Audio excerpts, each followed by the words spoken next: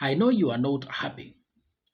You must be very sad that those coupons from the infrastructure bonds that you have been enjoying tax-free will soon attract a withholding tax of 5% to 15%, depending on your status. The failed finance bill of 2024, the amendments are coming back, and this time round, they will have to go through. And so, definitely, the future coupons on infrastructure bonds will attract a withholding tax of 5% to 15%. I know the 15% is making you bitter. Don't get that bitter.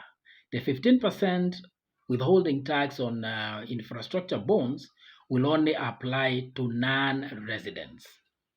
Those are foreign investors. Because infrastructure bonds, being lucrative bonds, they do attract a lot of foreign investments. So for the foreigners, or to give an advantage to the locals, the citizens or the residents, the foreigners will pay a higher withholding tax of 15% compared to what will be imposed on local investors at 5%. These taxes will be final tax. Before we look at other details, let's look at what would be the implication of those rates before we get too sad. Assume you're investing an amount of 1 million in the infrastructure bond. That means that if we assume a rate of 18%, you will be getting a total coupon of 180,000. This withholding tax rate will only apply on the coupon amount and not the total capital invested. So we will be taxed at 5% of that 180,000, which brings us to 9,000. Does it look like so much to get you that bitter? But any money is money. So that will attract a withholding tax at 5% of 9,000, leaving you with a total of 171,000 as your total yearly coupons from an investment of 1 million in the infrastructure bond. That translates to 85,500 after every 3 months, because bonds pay us coupons biannually, or 2 times in a year, that is after every 6 months. There's something that is very important for us to look before we proceed. And that is, if you look at this schedule tabulates the holdings, or how the infrastructure bonds were invested in year 2024.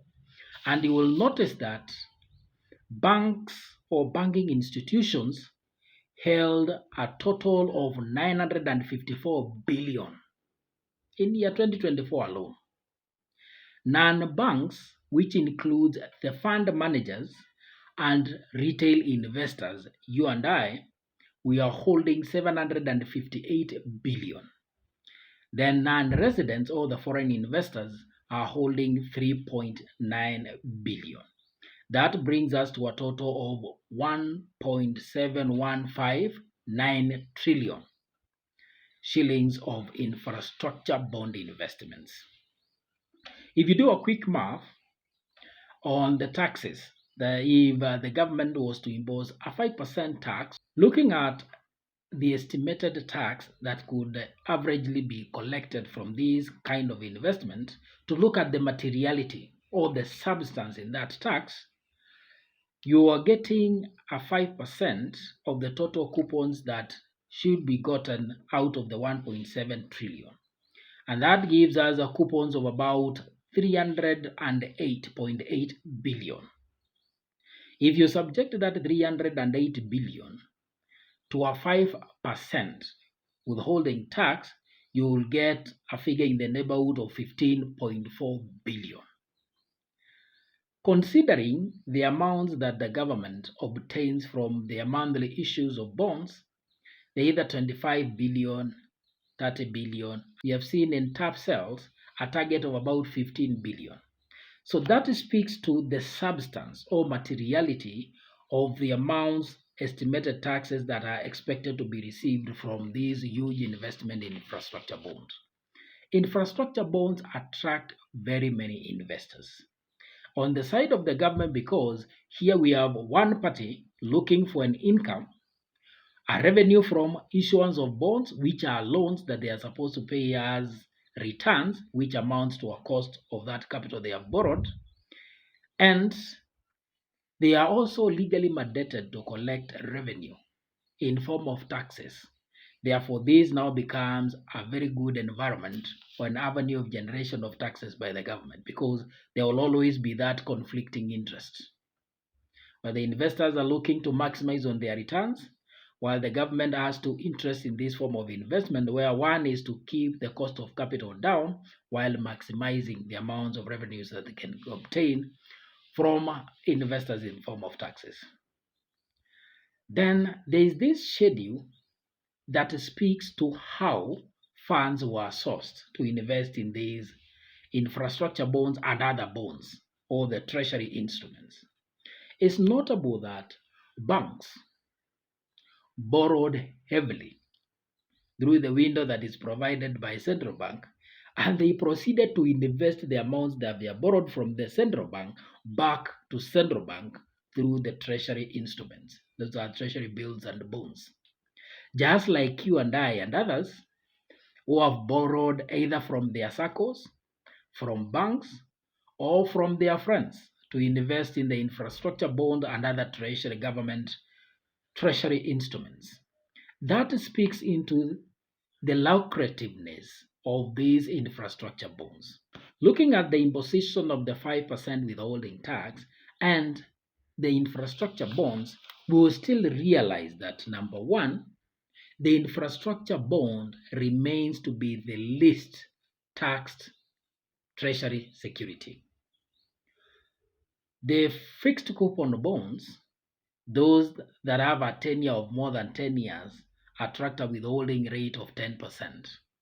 The ones that are below 10 years, they are taxed at 15%, just like the treasury bills.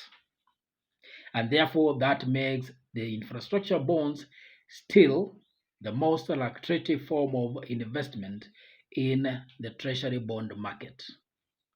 Number two is protection from market interest rate risk.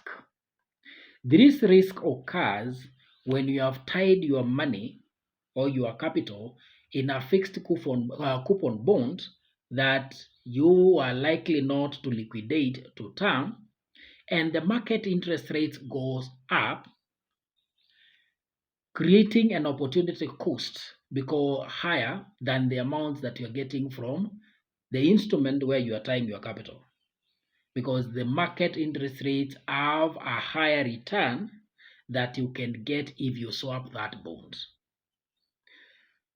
Bond swap is selling an existing bond in order to purchase a newer bond which is giving you higher coupons.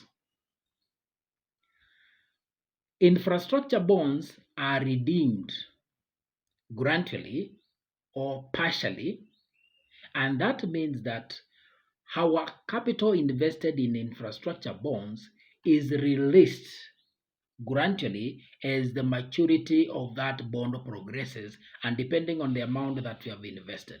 That is what forms the redemption structure of infrastructure bonds.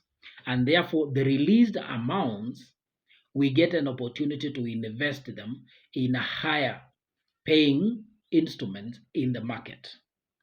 And the opposite is true.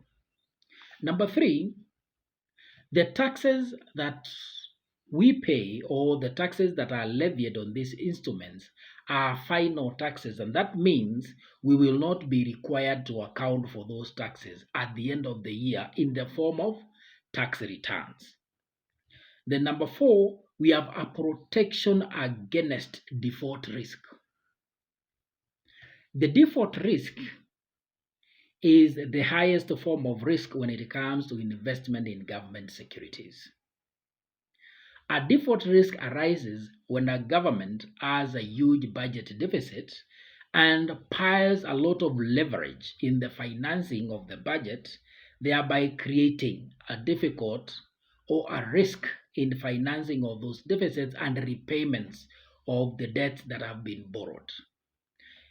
This tax that is levied on the infrastructure bonds which were tax-free will go towards bridging that deficit, and therefore it improves the default risk.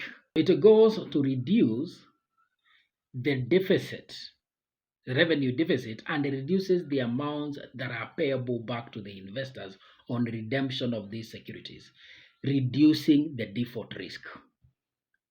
Lastly, the imposed tax on the infrastructure bonds distinguishes between the local investors and international investors by imposing a lower 5% withholding tax on the local investors or domestic investors as compared to the higher 15% withholding tax on foreign investors.